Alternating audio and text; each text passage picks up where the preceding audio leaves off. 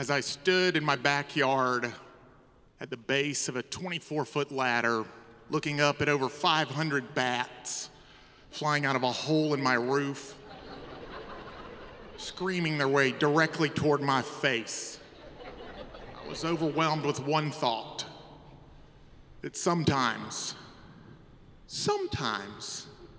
we should ask just one more question.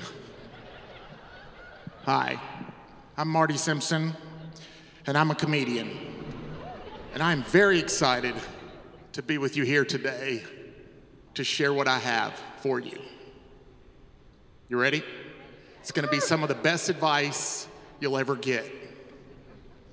Don't be a bonehead.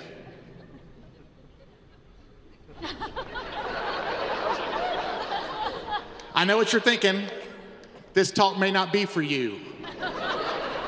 But let me assure you, no matter where you are on this bonehead spectrum, whether you just became a bonehead or you've been one all your life, or more likely are unknowingly planning on becoming one very soon, I'm gonna break this bonehead talk down into 3 easy principles that if you apply correctly will change your life. But before we get to these bats, let's back up a minute. Let me tell you about my 6-year-old son. He is a liar. And, we can catch him whenever he lies, though, because whenever my son lies, he lies so slowly that it's obvious. I'm like, Walt, buddy, this vase is broken. Have you been in this room this whole time? Yes, sir. Alone? Yes, sir. Did you break it?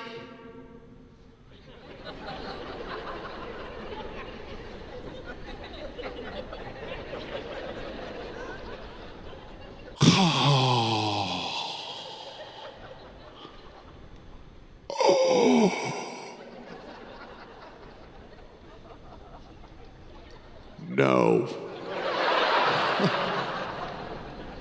I think this little mannerism is gonna hurt him later in his life, in his marriage.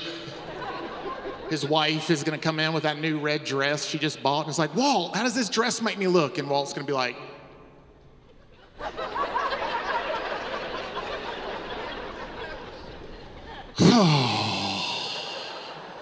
skinny.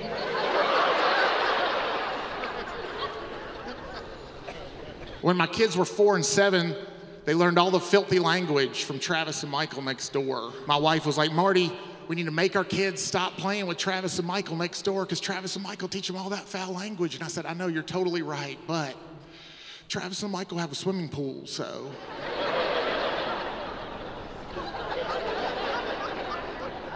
But I went next door to talk to Travis and Michael's dad about it, and he immediately cussed me out.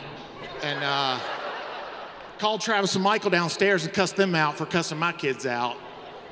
And then together, like they had rehearsed it, cussed me out in unison. It was a spiritual experience, it was. And then he told me, I'm paraphrasing, but he told me I should go back home and mind my own business. So I did. And that will be an important detail here in a minute, because we recently had like 500 bats in our attic. I don't know if you get bats, but we get bats down south where I'm from, and we call them evening bats. They make a little noise. You'll know you have bats. They're like, they sound kind of like a mouse. Like, kind of like a Pentecostal mouse.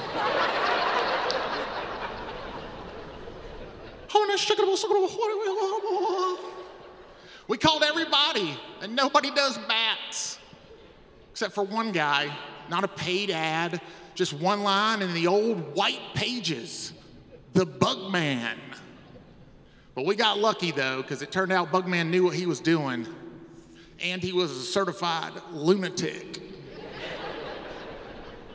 He got to our house and leaned a 24-foot ladder against the back of our house into the gable vent, that little gable vent up there where they all were, and one little bull bat is what I call them. Little bull bat fell out of the nest and hit the ground and scurried to the wall and started to climb back up this wall. Got about right here. And let me clarify, these are little evening bats. They're like not superhero bats or look like big pretty things. These were like 2-inch, tiny, gray, furry human beings with wings and fangs and shoulder blades.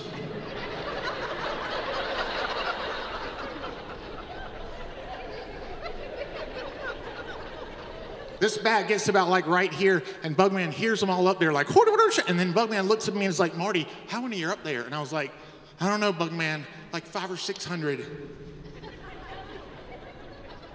And then Bugman picked up a brick and looked at that bat and looked at me. And then Bugman said, well, that's one.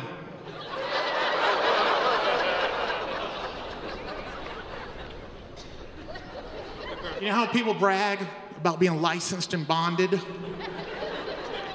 Yeah, I don't think Bugman was licensed and bonded. I mean, he was bonded recently. He started to pump this mixture like, it smelled like a combination of like lemon juice and Clorox and murder.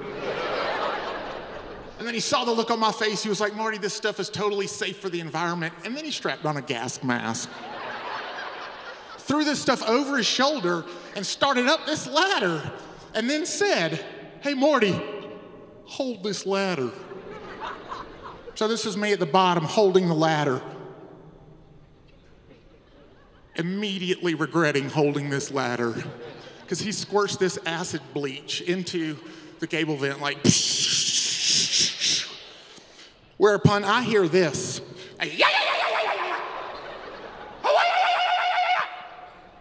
Evidently, these bats were now upset. And they started to pour out of the side of my house like Niagara Falls of bat coming toward my face. And in a moment of clarity, I remember that bats can see, but they don't use their eyes. They use echolocation to send out a little signal that hits a thing, bounces off that thing, and lets the bat know to dodge that thing. Well, I wanted these 500 bats to know for sure that I was the thing. So I'm at the bottom like, hoo, hoo, hoo, hoo.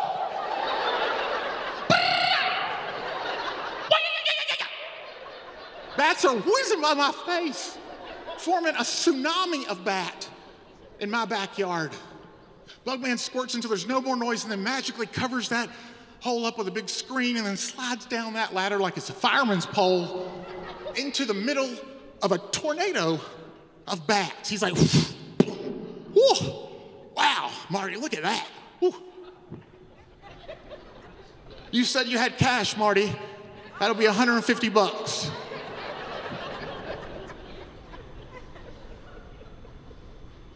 Bugman, you can't be finished. He's like, I'll read your contract. I promise to have no more bats left inside your house. Bugman, what is gonna happen to all of these bats? He was like, Marty, chill out about the bats. The bats are gonna be fine. They're probably gonna go to that house right there. That house with a swimming pool.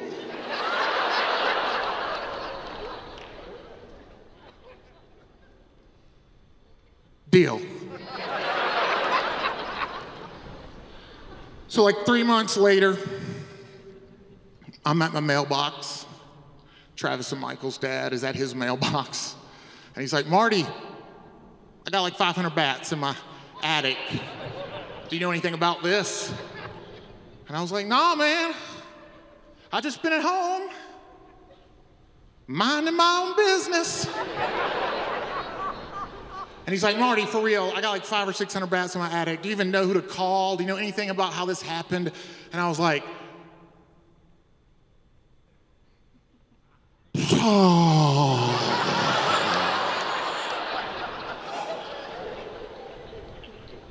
Nope.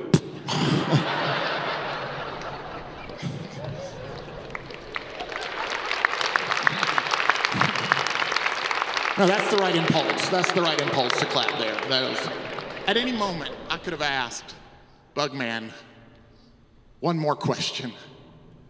Bugman, is this even legal? Bugman, are you qualified to do this? Bugman, do you have a plan of any kind that doesn't involve me? But why didn't I ask just one more question? Fear. Fear is why. And fear is the worst thing we can let control our behavior. You know why? Because 90% of the time, we don't even know if we're afraid of the right thing. I was terrified the whole time if I asked him too many questions that Bugman would be leaving. When what I really should have been afraid of was Bugman staying.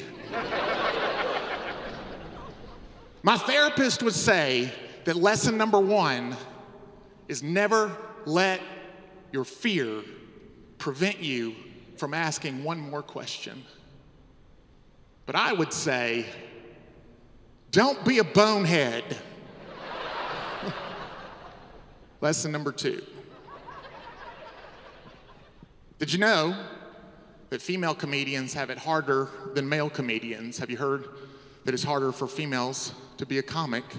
And it's true. And one of the reasons is because female comedians are told from day one that they can't dress too attractively on stage, or else men won't pay attention to their jokes. Because men are stupid. But as a show of solidarity now to all of my female comedian friends working professionally, I now have committed to start all of my shows covering up the most attractive parts of my body.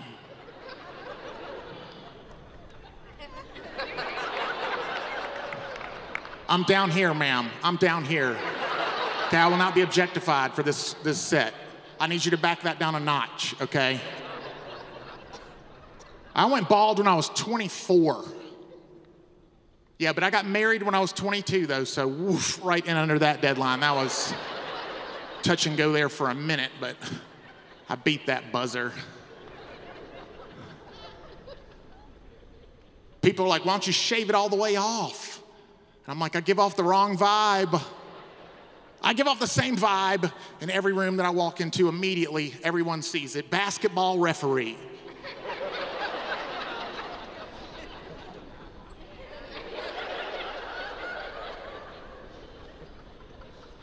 Oh, but I met with Bosley, the hair transplant treatment center. They call it a transplant like they're curing cancer. They're like, oh, Marty, we can move hair from back here and replant it up here, and only cost you $48,000. Yeah, that was a really quick conversation is what that was. I'm like, if I pay all that money, what's gonna keep it from falling out again from up there? And they're like, oh, Marty, we know for scientific fact that the hair back here is not susceptible to the hormone that causes baldness. And I was like, how do you know that? And they were like, well, because it's still there.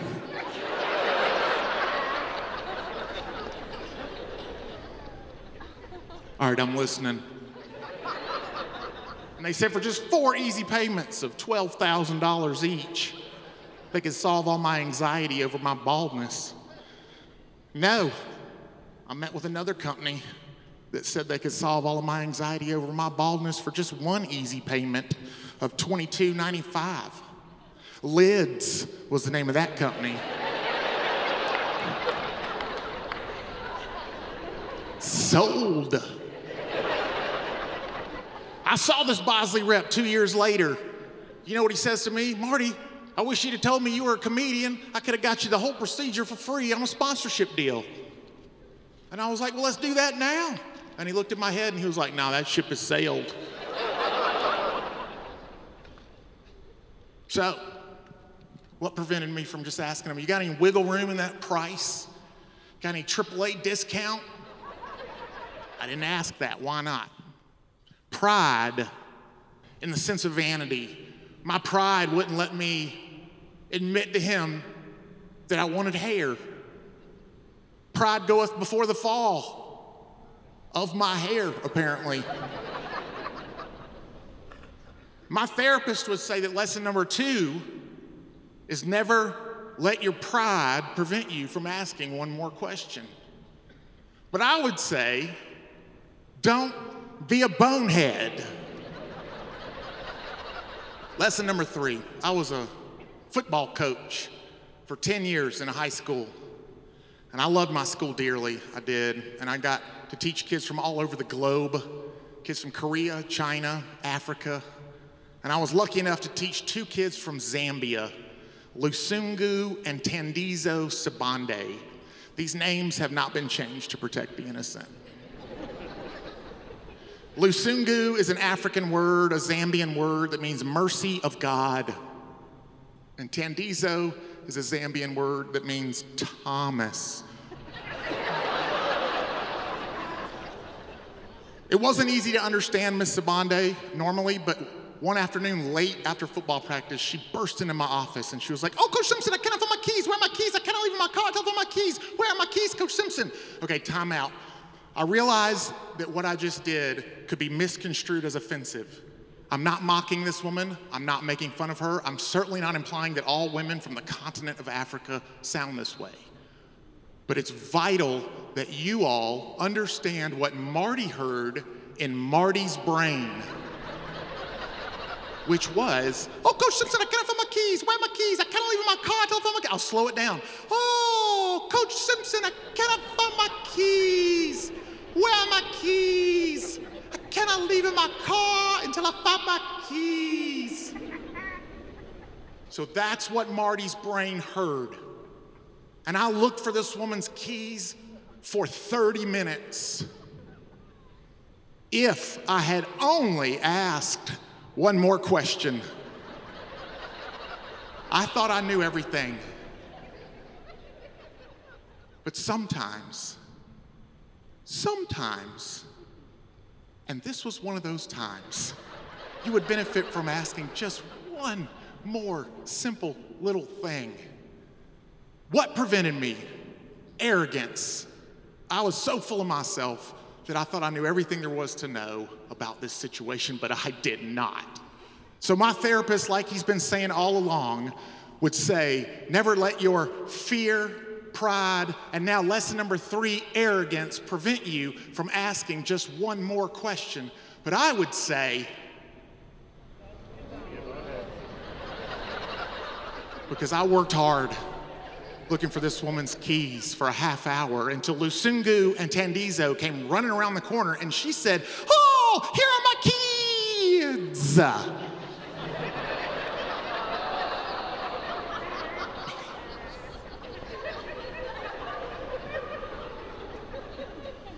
Well, that would explain why she was looking at me like I was crazy for a half hour looking for her kids in desk drawers, lockers, underneath bleachers. And picture me saying, "You know, Miss Sibande, I saw some in your 3rd period. Maybe the janitor got them.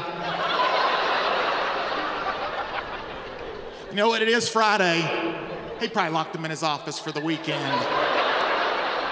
Unless he took them home with him, in which case I really hate to tell you, if you did that, you're probably never gonna see him again. Surely you can just make another set. You let me know if you need me to help you with that, because it wouldn't take us more than 3 or 4 minutes to go to Walmart and knock that out, because Miss Jackson needed my help last semester like 2 times, and it never took me more than 5 minutes and never cost more than $5. Thank y'all. I've been Marty Simpson. Go